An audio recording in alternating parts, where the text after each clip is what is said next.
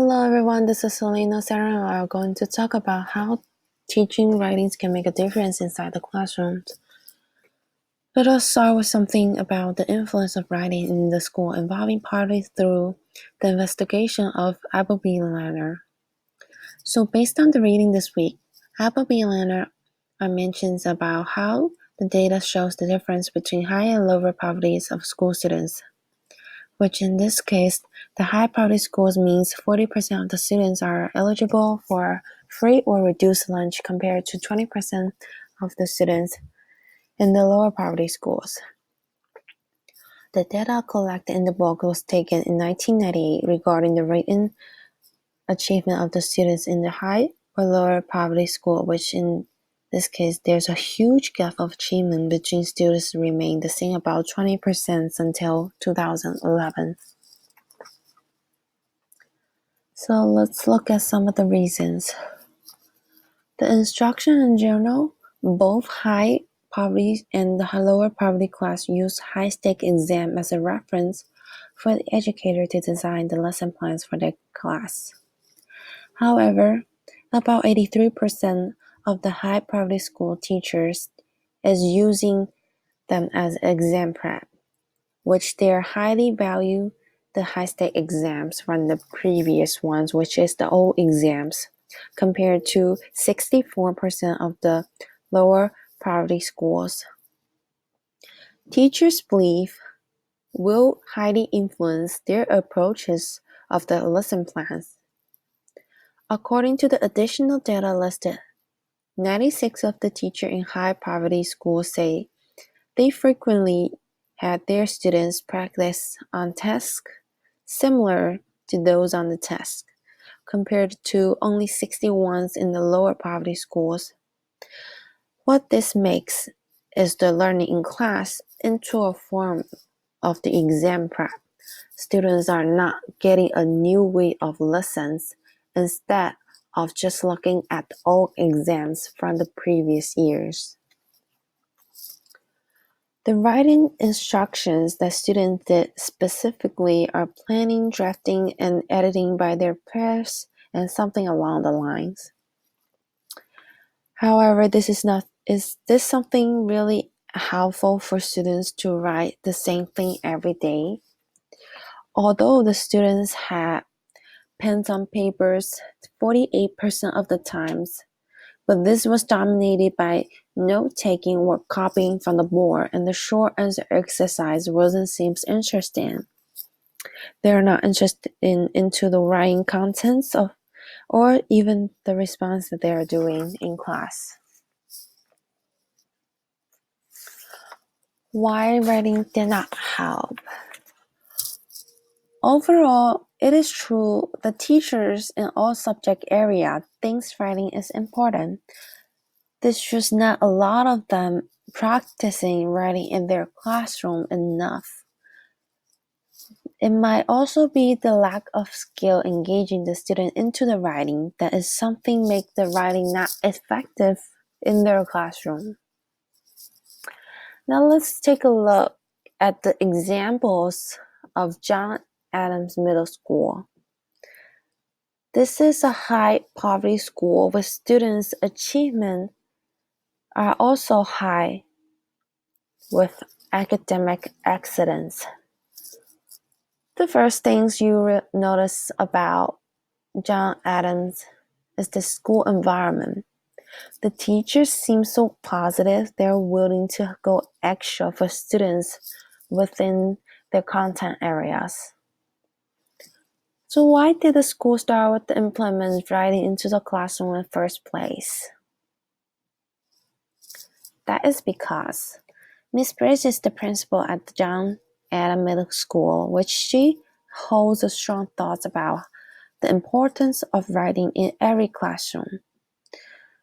So she decided to push writing component into all the classrooms inside John Adams Middle School. During the monthly professional development workshop, all teachers are even required to submit reflective journals explaining how they are going to implement writings into their classroom for next month or reflection about the previous month. The teacher also worked collaboratively on their common prep period regarding their writing instructions. Teachers are constantly applying new strategies and check on the improvement of the students on the teaching informations and all that stuff. That is the way to show that school is growing with the students with additional information, not just keeping on the same old information without any improvements. So let's take a few look at the different classrooms inside the John Adams Middle School.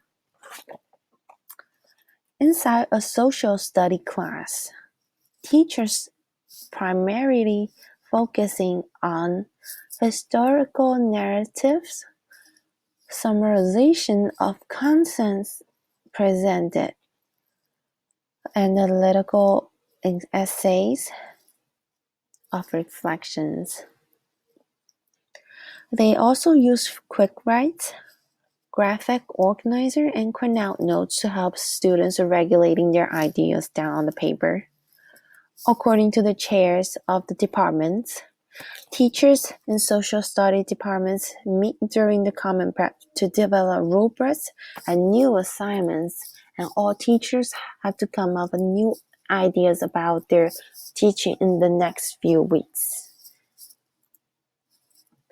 Inside the mathematical departments and classrooms, teachers want the students to use writing as a way to explain their thought process.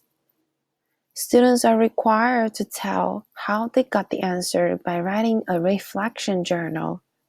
It is also helpful for students to gain additional understanding of the work, or easier to get back to their previous understanding by flipping through the writing that they have already done.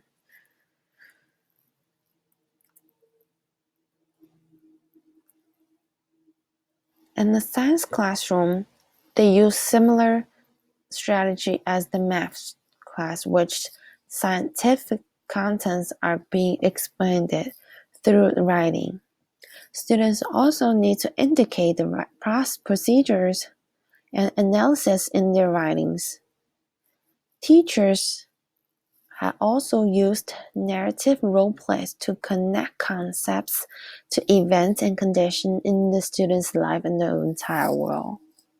So writing can perform in many different ways to connect science and the real world, in like a story form, or like the weather cast that I have mentioned in the readings. Inside the English classroom, English teachers at John Adams practice a lot of different genres. They focus on students with specific texts. They also work on getting students' engagement by looking for topics that are interested for students. So teachers trying to get something interested for students to explore the students into the writing components that they are looking for, and further develop their writing skills into different strategies and different types of writings.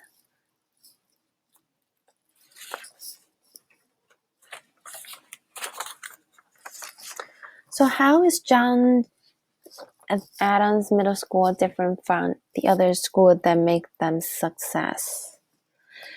In each subject area, writing is the thinking on paper, which help teachers know about the student as well as the students know about themselves. John Adams Middle School also have constant meet to develop new stuff instead of just keeping on the same things. They constantly grow with the students. Teachers are learning new stuff every single day.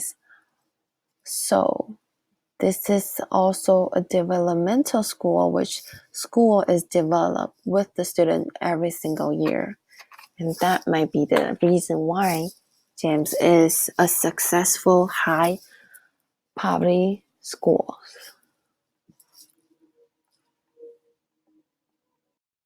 Now we'll look at some more strategies for writing to learn.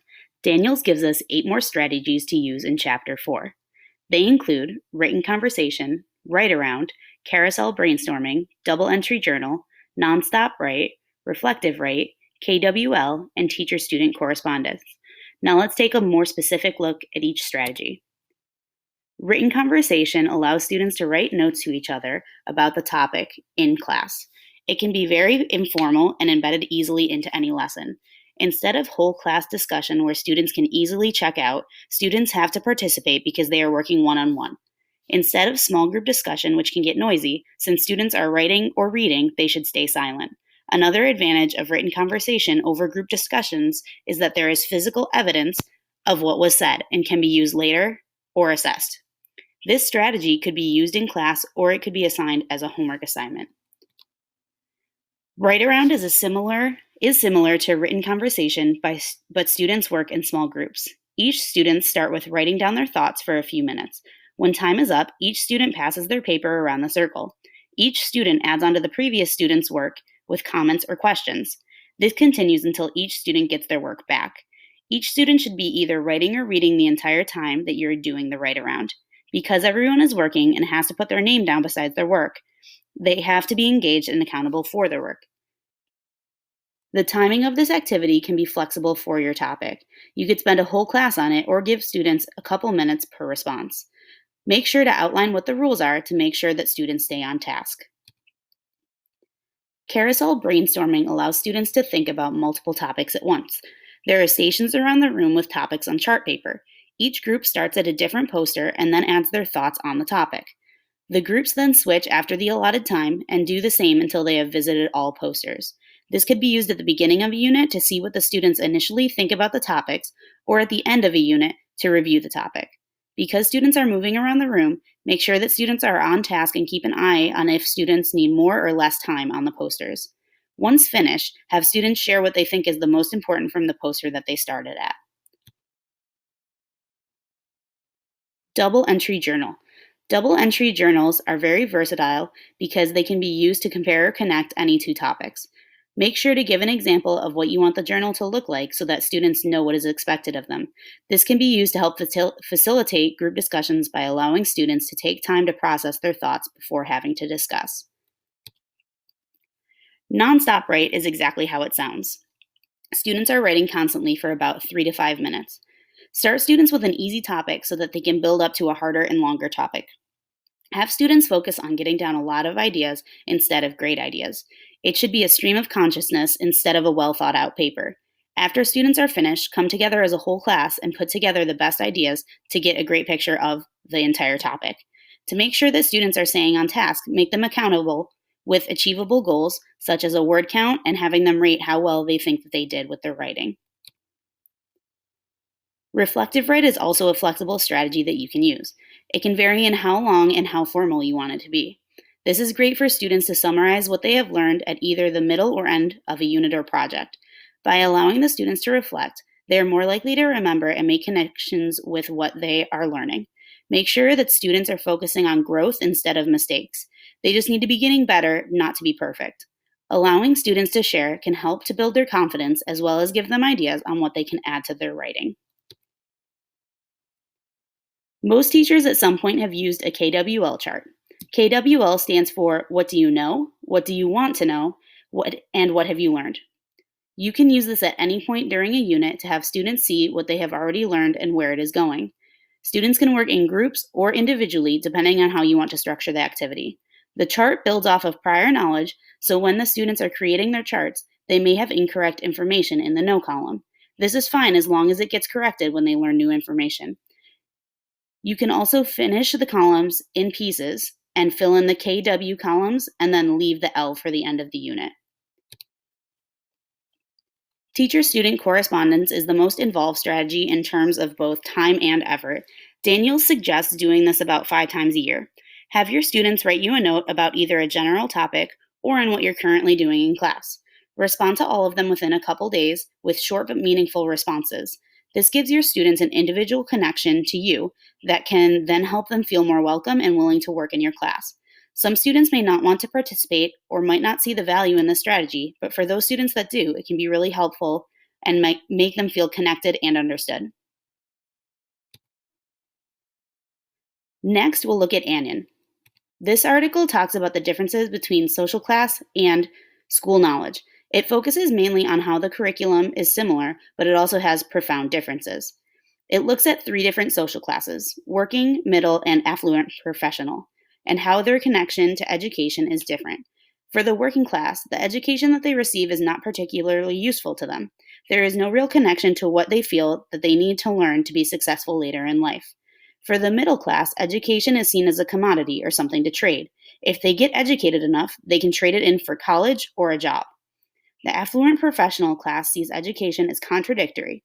It reaffirms that they should be in their position, but also shows the different opportunities given to different social classes. And finally, our question for you this week is, which of the writing to learn strategies do you think would be the most challenging to use in your subject area, and how could you modify it to work for you?